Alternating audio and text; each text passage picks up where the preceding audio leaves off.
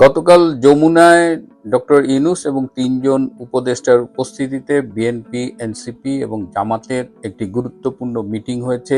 সেই মিটিংয়ে কি আলোচনা হয়েছিল? আজকে দুপুর 1টায় সচিবালয়ে বাংলাদেশের মার্কিন রাষ্ট্রদূত মিস্টার ব্রেন্ট ক্রিস্টেনসেনের সাথে বাংলাদেশের বর্তমান পররাষ্ট্র উপদেষ্টা মোহাম্মদ তৌহিদ হোসেনের কি আলোচনা হয়েছে সেটি নিয়ে কথা বলবো। এবং আপনারা সবাই জানেন যে বর্তমানে চট্টগ্রাম বন্দরে যে অচল অবস্থা চলছে, সেই অচল অবস্থায় সরকার কেন বলছেন যে সে হার্ড লাইনে যেতে বাধ্য হবে? নির্বাচনের যেখানে মাত্র 4 দিন বাকি, কেন সরকারের এই হার্ড লাইনে যাবার এই থ্রেট, এটি নিয়ে আজকে কথা বলবো। আজকে দুপুর 1টায় সচিবালয়ে আমাদের বাংলাদেশের মার্কিন রাষ্ট্রদূত ব্রেন্ট ক্রিস্টেনসেনের সাথে পররাষ্ট্র উপদেষ্টা মোহাম্মদ তৌহিদ হোসেনের একটি মিটিং হয়েছে এবং সেই মিটিংয়ে পররাষ্ট্র সচিব এবং একজন জয়েন্ট সেক্রেটারি পর্যায়ের অফিসার উপস্থিত ছিলেন। কি নিয়ে তাদের মধ্যে কথা হয়েছে? মূলত আজকে এই মিস্টার ব্রেন্ট ক্রিস্টেনসেন তিনি তৌহিদ হোসেনের কাছে সম্প্রতি যে ভারত এবং আমেরিকার মধ্যে যে বাণিজ্য চুক্তি হয়েছে এবং ভারত এবং আমেরিকার মধ্যে যে ডিফেন্স ট্রিটিটা হয়েছে 2026 থেকে 2036 পর্যন্ত, এই দুটো চুক্তি সম্পর্কে ডিটেইল ব্রিফ করেন এবং বিশেষ করে এই যে ডিফেন্স ট্রিটি হয়েছে এর মধ্যে bay of Bengal initiative, Indo Pacific রিজিয়নের সিকিউরিটি, এই সব বিষয় নিয়ে বলেন এবং তিনি বলেন যে এই অঞ্চলে ইন্ডিয়া এবং আমেরিকা তাদের কমন ইন্টারেস্ট নিয়ে কাজ করবেন এবং তারা ওভারল্যাপিং মেথডে কাজ করবেন। যেখানে দিল্লি মনে করবে যে আমেরিকাকে সামনে এগিয়ে দেওয়া উচিত, সেখানে আমেরিকা সামনে থেকে ভূমিকা পালন করবে। আবার যেখানে আমেরিকা মনে করবে যে দিল্লির সামনে থেকে ভূমিকা পালন করা উচিত, সেখানে দিল্লি সামনে থেকে ভূমিকা পালন করবে। অর্থাৎ দুজনে মিলেমিশে যার যেখানে যতটুকু প্রয়োজন, যার যেখানে লিড করা উচিত সেটা করবে।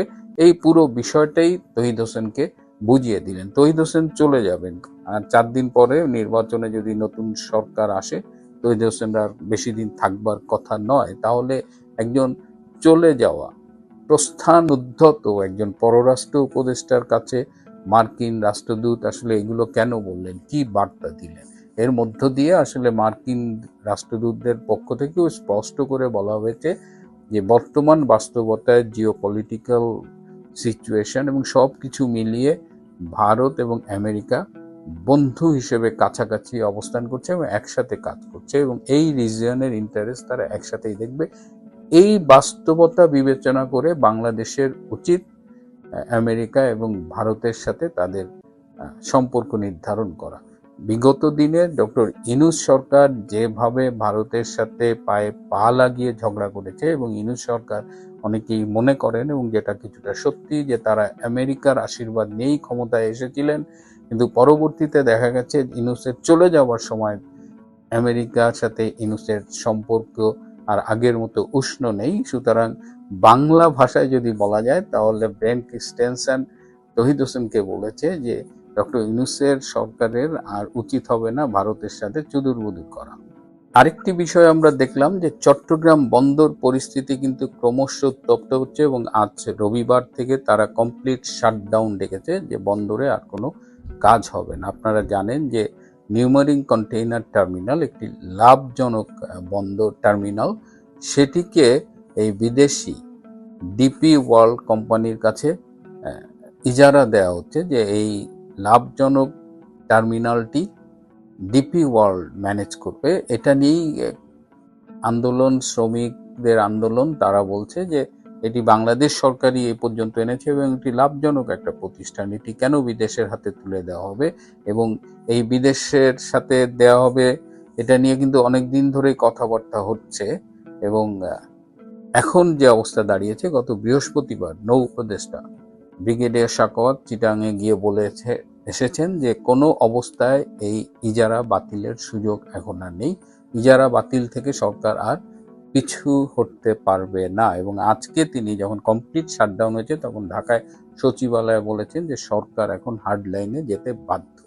কেন সরকার হার্ড লাইনে যাচ্ছে?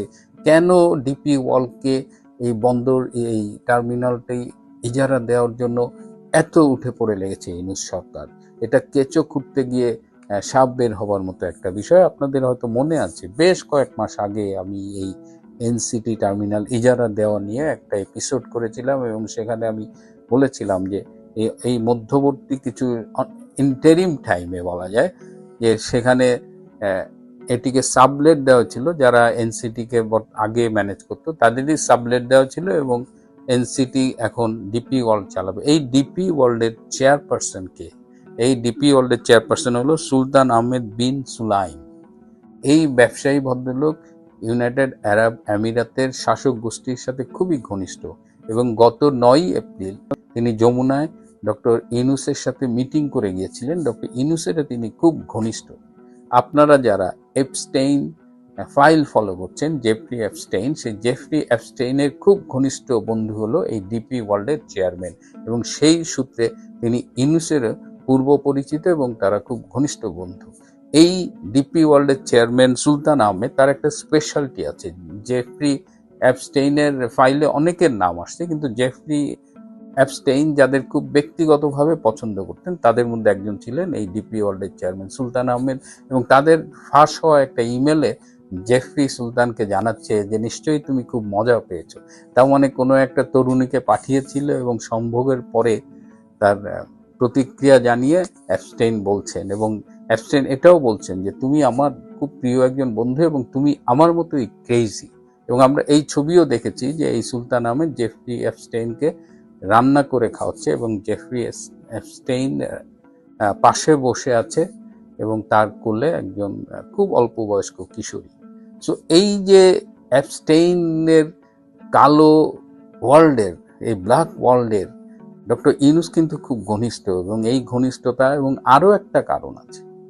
এই যে ডিপি ওয়ার্ল্ড যে এই নিউমারিং টার্মিনালটা নেবে, কন্টেইনার টার্মিনালটা, এর জন্য একটা ব্যাপক ঘুষ লেনদেন হয়ে গেছে। তো ডক্টর ইউনূস, ব্রিগেডিয়ার সাখাওয়াত, তারা অলরেডি ডিপি ওয়ার্ল্ডকে কাজ দেওয়ার বিনিময়ে একটা বড় অঙ্কের টাকা আত্মসাৎ করেছে, ঘুষ খেয়েছে। এখন এই টাকা তো আর ফিরিয়ে দেওয়া যাবে না। সুতরাং একদিকে অ্যাপস্টেইন কাণ্ড, পূর্ব পরিচিত ঘনিষ্ঠতা, আর একদিকে হলো ব্যাপক ঘুষের লেনদেন হয়ে গেছে। সুতরাং ডিপি ওয়ার্ল্ডকে তারা যেহেতু চলে যাবে 4 দিন পরে, নির্বাচন হলে খুব দ্রুত চলে যাবে বলে আশা করা হয়, তাই তারা যে কোনোভাবেই হোক তাদের যে ঘুষটা খেয়েছে, তাদের যে বন্ধুত্ব, এগুলো সব মিলিয়ে যে কোনো উপায়ে হোক নিউমারিং কন্টেইনার টার্মিনালটা তারা ডিপি ওয়ার্ল্ডকে দিয়ে যেতে চায়, কিন্তু বন্দরের শ্রমিক কর্মচারীরা সেটি মানছে না। এখন দেখা যাক, ঘুষ খেয়ে বিপদে পড়ে গেছে ডক্টর ইউনূস এবং এই নৌ উপদেষ্টা এবং তাদের গং, কি করা যায়।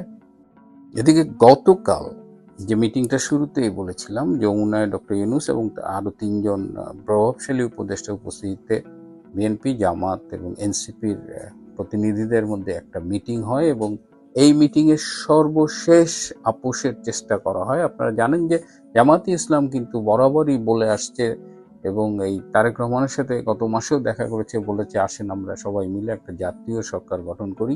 এবং গতকাল শেষ মিটিংটি হয়েছিল যেখানে আপোষ হওয়ার চেষ্টা করা হয়েছে কে কয়টা আসন পাবে এবং সবাই মিলেমিশে জাতীয় সরকার গঠন করবে। এবং সেখানে তারেক রহমান খুব স্পষ্টভাবে জানিয়ে দিয়েছে তিনি জামাতের সাথে জাতীয় সরকার গঠনে আগ্রহী না। এর আগে তিনি রয়টারে একটা ইন্টারভিউ দিয়েছেন, সেখানেও তিনি বলেছেন যে তার দল সংখ্যাগরিষ্ঠ আসনে জয়লাভ করলে তিনি চান যে জামাত একটা শক্তিশালী বিরোধী দল হিসেবে থাকুক। সুতরাং ডক্টর ইউনূসের এই যে সবাইকে নিয়ে একটা সরকার গঠন করা, সেখানে এনসিপিকে রাখা, এনসিপির কয়েকজন মন্ত্রী বানানো, জামাতকে রাখা, এটা তার একটা প্ল্যান ছিল, সেটা ব্যর্থ হয়ে গেছে। তো আরেকটা প্ল্যানের কথা শোনা যাচ্ছে, সেটা নিয়ে আমি কাল পরশু হয়তো কথা বলবো। তো এখন জাতীয় সরকার হচ্ছে না, চট্টগ্রাম বন্দর উত্তপ্ত, এদিকে আমেরিকার পক্ষ থেকে খুব স্পষ্টভাবে জানিয়ে দেওয়া হয়েছে ভারতের সাথে পায়ে পা বাঁধিয়ে ঝগড়া করা যাবে না। এই অবস্থায় অনেক কিছুই শোনা যাচ্ছে। আগামী 3 দিন খুবই গুরুত্বপূর্ণ।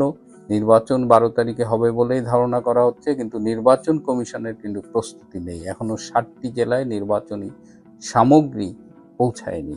গাজীপুরে সামগ্রী বিতরণ স্থগিত। সব মিলিয়ে এই নির্বাচন কমিশন যে একটা লেজে গবরে অবস্থা পাকিয়ে ফেলেছে, সেটি নিয়েও কিন্তু অনেকেই শঙ্কিত।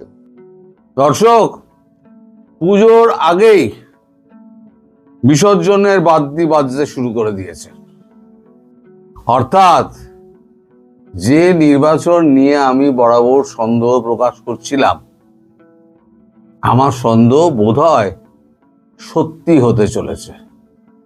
অর্থাৎ 12 তারিখ নির্বাচন নিয়ে আগে যেটা 50-50 ছিল, সেটা এসে এখন 75-25 দাঁড়িয়েছে। মানে 75 না হতে পারে, 25 হতে পারে। এখন আর 50-50 নেই। কারণ যে সমস্ত ঘটনা ঘটছে তাতে এটা বলাই যায় যে বিসর্জনের বাদ্যি বেজে গেছে। এখন শুধু ঠাকুরটাকে পুজোর আগে ভাসিয়ে দেওয়া। অনেক রকম কাণ্ড ঘটছে এখানে। ধরুন, উপদেষ্টারা সব চলে যেতে চাইছেন, কিছু কিছু উপদেষ্টার পরিবার আবার বিদেশ চলে গেছেন। আমি নাম ধরে ধরে বলে দেব, একটু ওয়েট করুন। এটা ইতিহাসের সেরা নির্বাচন নাকি নিকৃষ্টতম প্রহসন অথবা তামাশা, যেভাবেই ব্যাখ্যা করুন, এই যে আমাদের ডক্টর ইউনূস, তার মধ্যে তো বিশেষ বিশেষ প্রতিভা উনি আবিষ্কার করেছেন। এই মেটিকুলাস ডিজাইনের একটা প্রতিভা উনি আবিষ্কার করতে গিয়েছিলেন, কিন্তু নিজের ফাঁদে নিজে জড়িয়ে পড়েছেন। আচ্ছা, আপনাদের দেশে ইউরোপিয়ান ইউনিয়নের একটা বিশেষ পর্যবেক্ষক দল এসছেন, কমনওয়েলথের 11 জনের একটা দল এসছেন। তার নেতৃত্বে আছেন প্রাক্তন রাষ্ট্রপতি নানা অপক্কু আত্মার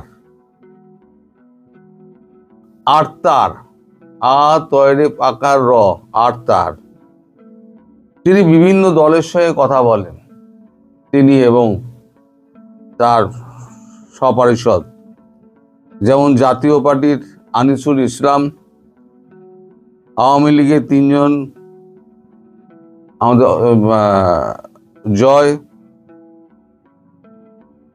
জয় পুরো নামটা আমি জানি না বলে আমি পুরো নামটা বলতে পারলাম না, আমি দুঃখিত।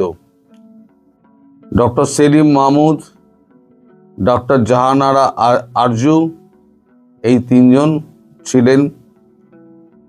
এই 3 জন পরিষ্কার বলে দিয়েছেন যে পৃথিবীতে এমন কোনো নিদর্শন নেই যেখানে কোনো রাজনৈতিক দলকে একেবারে অবৈধ এবং নির্বাসিত করে ব্যান করে দিয়ে নির্বাচন হচ্ছে। যদি কেউ অপরাধী থাকে তাকে নির্বাচন থেকে বাদ দেওয়া যেতে পারে, কিন্তু রাজনৈতিক দলকে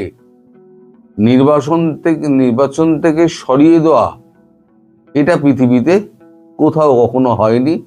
ফলে এই নির্বাচন পৃথিবীর কেউ মান্যতা দেবে না।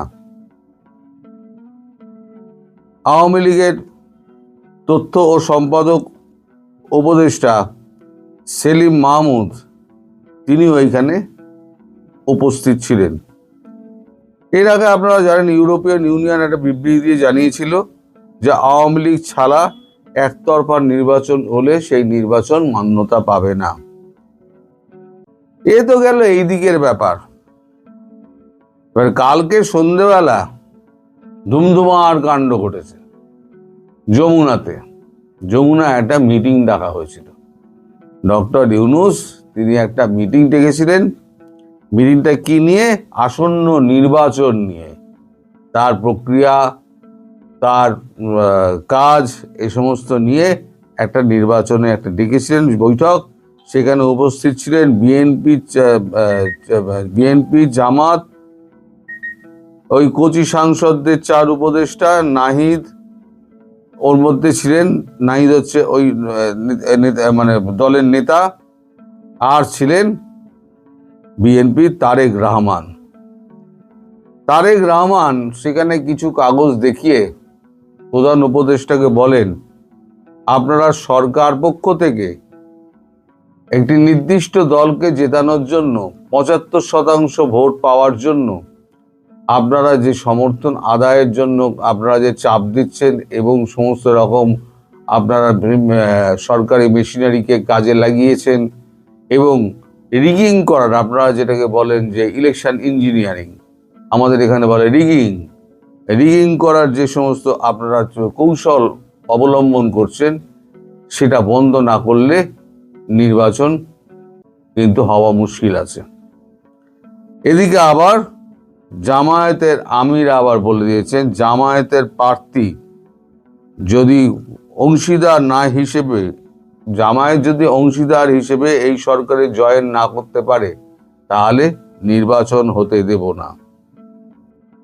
এদিকে ডিপি ওয়ার্ল্ড নিয়ে তো আপনারা জানেন, চট্টগ্রাম বন্দরের ডিপি ওয়ার্ল্ড, সেটা নিয়ে আজকে একেবারে কমপ্লিট শাটডাউন চলছে। সেটা নিয়ে সরকারকে প্রশ্ন করা হলে সাংবাদিকরা যখন প্রশ্ন করে, সাংবাদিকদের প্রশ্নের উত্তরে বলা হয়েছে যে এই চুক্তি থেকে ফিরে আসা যাবে না।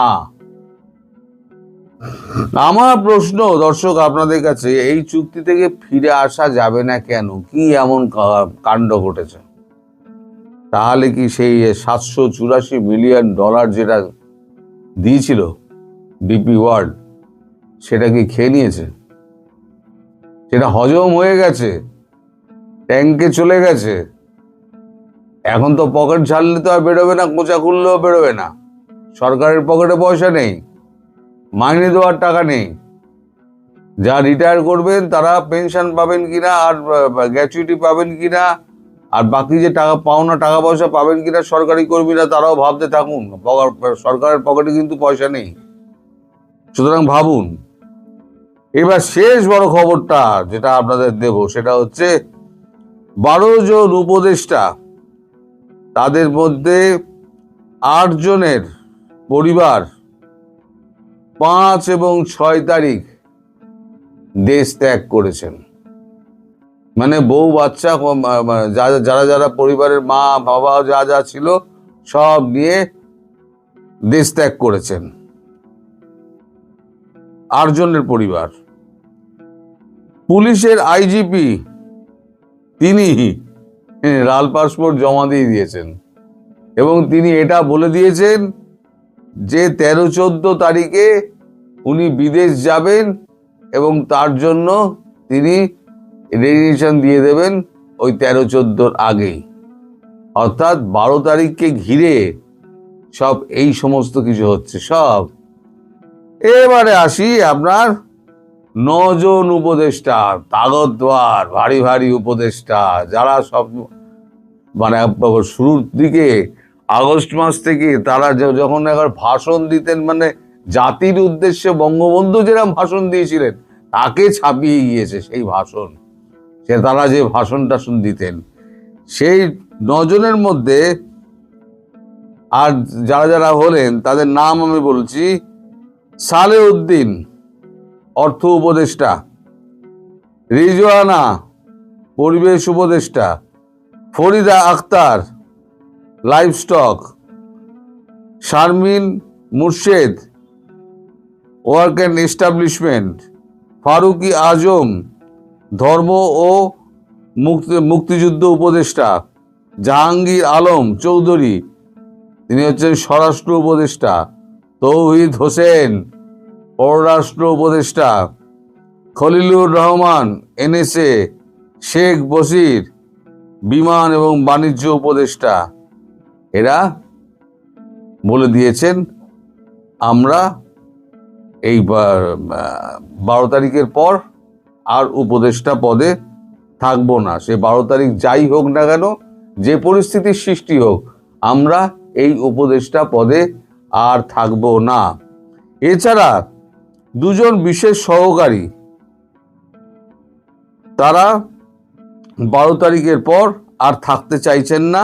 এরা হলেন আবু তৈয়েব এবং লুফসে সিদ্দিকী।